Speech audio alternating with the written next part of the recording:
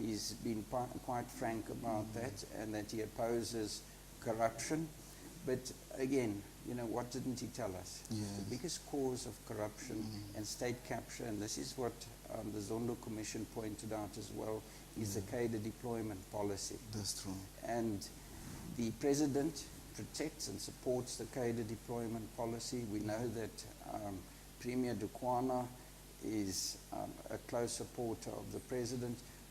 And if he really wants to deal with corruption, if he really wants to deal with state capture, which has destroyed our province and our administrations at local government level and at provincial level, he should have said that he's going to do away with the cadre policy and appoint people on merit.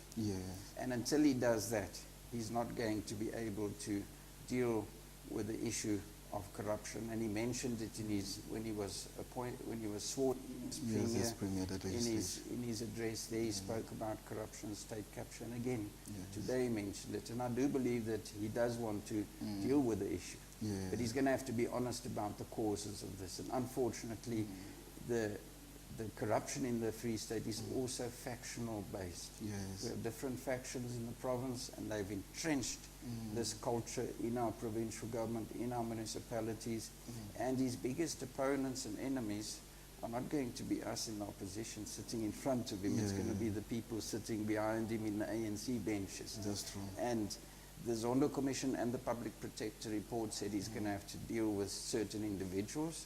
We know of at least one who's sitting currently in the executive committee, and others who seem to be close to him outside.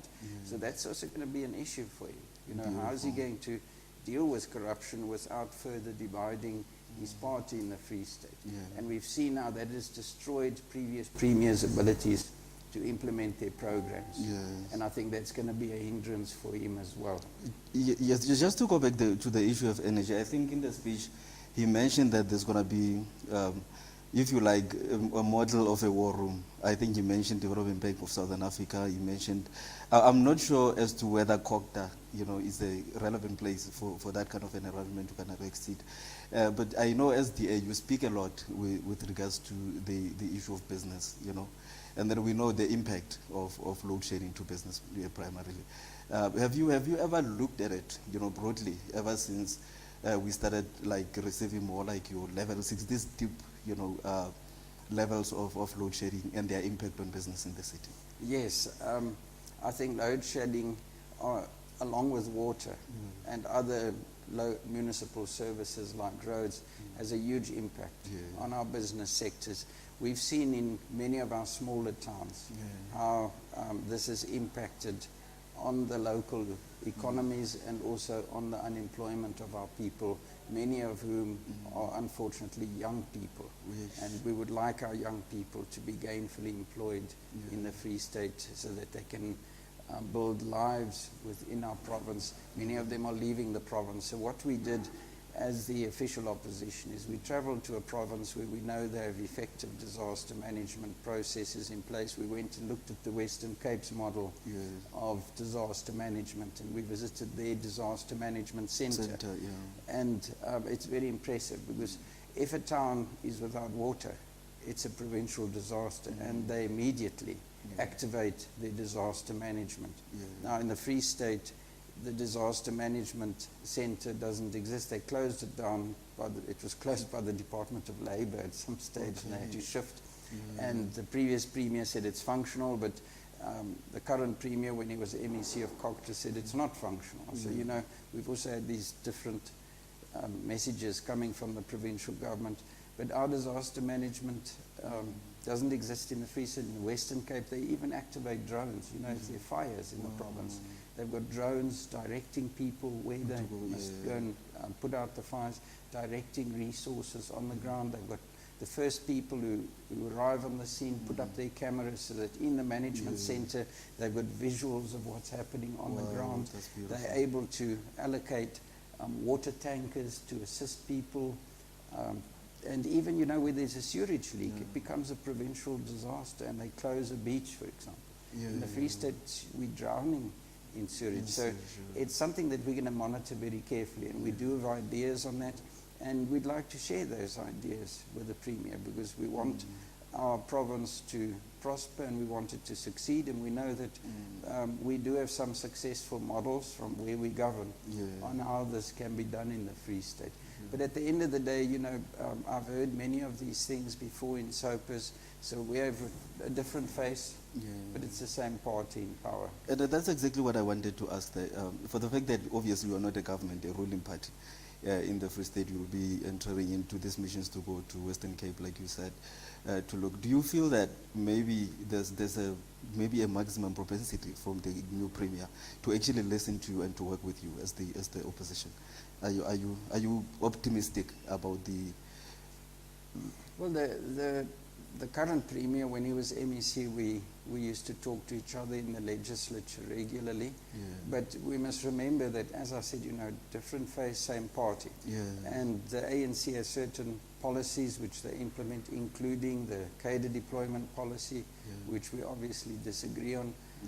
And I'm not sure that he's going to have much space he can talk to us in opposition, he can hear what we're saying, but he's not going to have much space, I think, to implement what we say, because our provincial governments, our municipalities, our national governments are all run out of the Tuli House. So, you know, we can make suggestions on the ground. He's not necessarily going to be able to listen to them or even implement some of the things that we suggest, because it's not within his party's policy. So, you know, the bottom line is that people in the Free State really want change. They have to vote for that change, and they have to start changing their mindset and giving new parties a chance. And if they don't perform, vote them out. You know, that's what democracy is about. And as long as we have a functional democracy, there's no reason why the province should fail. That's beautiful. You know, and you know, I actually wanted to expand a bit on that. In terms of your own election machinery, now that we're going to the elections next year, because we've seen many attempts, you know, what the EFF is going to be doing now, the national shutdown, to say, do you think that the electorate are actually listening to you? You know, they would be able to vote differently, because I know that as the TA in the Free State, you've been complaining ever since, I'm sure for the past 3 or 4, you know, premiers. But each and every single election, ANC is still winning, particularly the district where we are in Mangaung, the metro. What are you going to do differently this time, you know, to actually relay the message better to the electorate, and then with hope that they will vote for you? Well, I just want to start by talking about the shutdown. I don't think, if you really have the interests of your people at heart, that you will do something that would damage the economy further and create further unemployment. And that is what a shutdown will do. When you disrupt, it has economic impact. And it doesn't benefit your people who you say you want to assist. So that's not going to assist at all. As far as the ANC is concerned, you know, they always come before an election with the strategy of patronage. You know, they start handing out food parcels, all these things, and then trying to convince people that things will change. What they're very good at is also changing faces, reshuffling. So, you know, they'll take one person and say, well, this is the person that was problematic. Now we're going to put a new ANC person. Things will change. But, you know, as we keep saying, you know, different party or different face, same party. But we as the DA, and that was your question. Now we have a ready to govern document which we're working on, which we're taking best practices from the Western Cape, but also making it unique to the Free State, to the circumstances of our people in the Free State, which are very different to other provinces. So that is what we're going to be selling our people in the province. We're selling them not just another party. And talking of party, we're not attending the party this afternoon because we feel that money could have been used to fix roads or other things in the province. But we're not just selling a party, we're selling a new vision for the province. We're selling alternatives to the people of the province. We're telling them, if you want change, you know, we have this option. We have models which we want to implement in government. We want to streamline government to be more service delivery orientated. We don't want to see all these cars outside here with the blue lights. We want to see people on the ground working. We don't want huge administrations. We want service delivery on the ground. So we do have ideas, and in our Ready to Govern document, we're looking at models to restructure government, to allocate more resources to the actual purpose of a provincial government, which is mandated in the Constitution. We want to give people decent health care, decent education system, a good roads infrastructure, and then we also want to give guidance to our municipalities so that they can also improve. I just want to tap there. We are almost done on allocation of resources, because the last time I checked, I think Free State is receiving tentatively around 40 billion from Treasury through the DORA, and then that is the money that we're using now for attending to issues of service delivery. We know the influence of corruption in between. So when you talk about additional resources, where are they going to come from? Are you talking about the same equitable share that we're actually getting from Treasury, or is there anywhere else where we can get the money?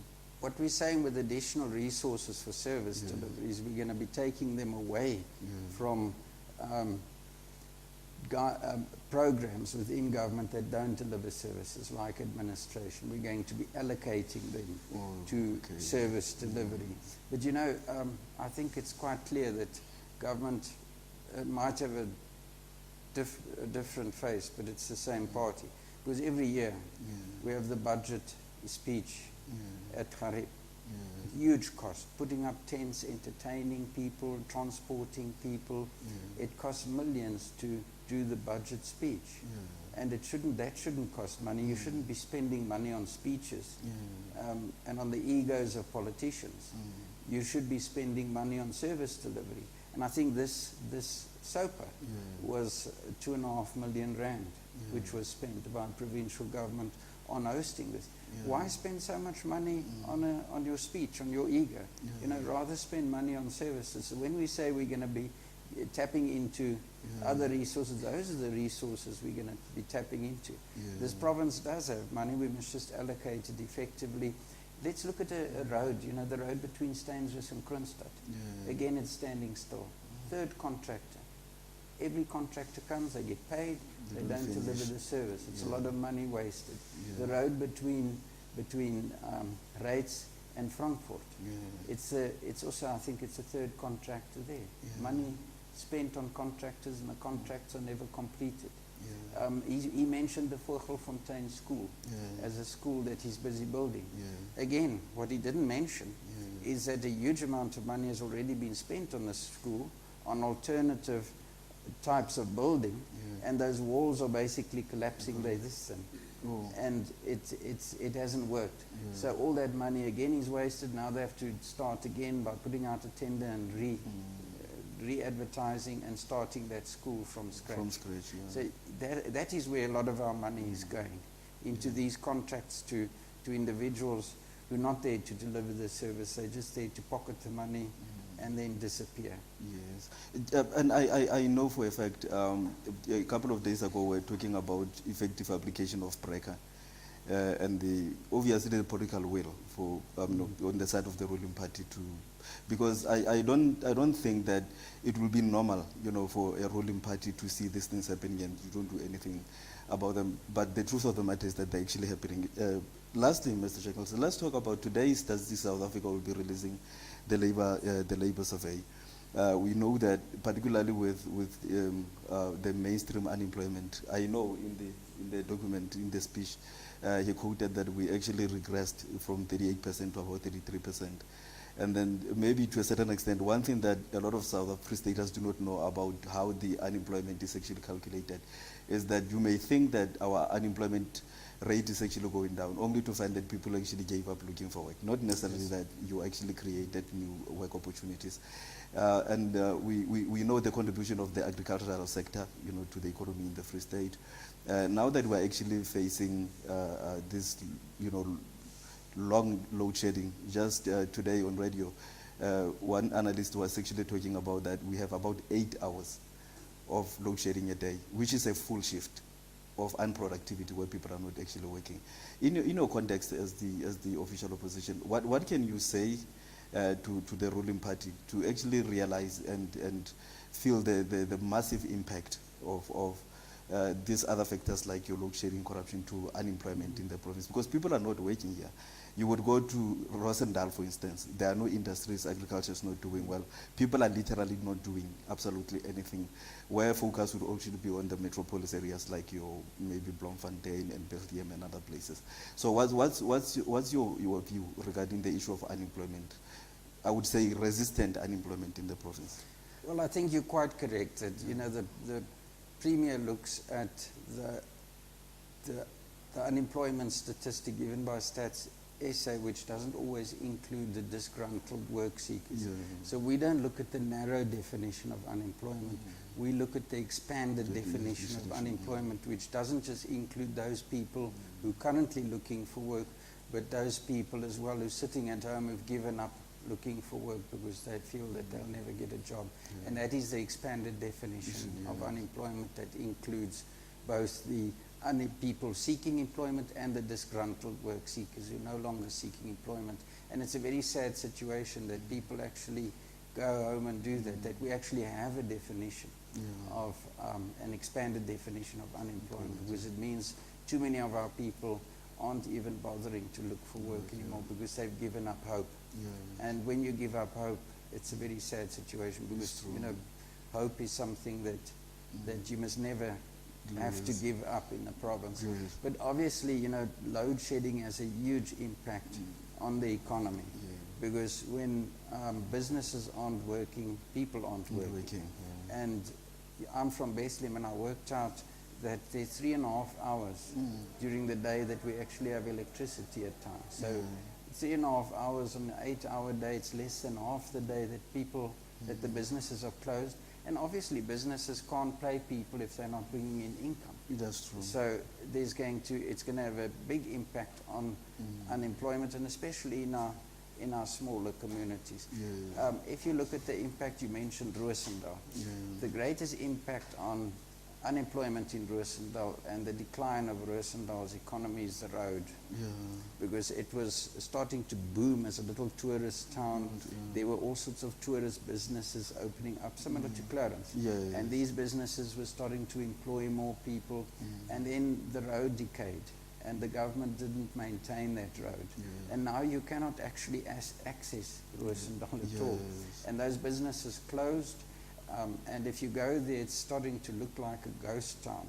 So I'm very pleased that the Premier said this morning that he's going to allocate funds to fix the road between Vicksburg and Roosendaal. But he must also remember there's a road between Roosendaal and Senekal as well. So, you know, we've seen in the past where government fixes a section of the road, but they don't fix the rest of it. And then, you know, you only get half the benefit. If they're going to fix the road, fix the whole road, from the Vicksburg turnoff all the way to Senekal, not just a piece of the road, because we want our towns to benefit from a road. And you know, if the economy is a heart, then your roads infrastructure are the veins that carry the blood to the heart. And if you want your heart to pump, you're going to have those veins working. And if you want your economy to work in the Free State, you're going to have a good roads infrastructure, because your roads infrastructure carries the goods and services around the province, especially within the agricultural sector. They are highly dependent on a roads infrastructure.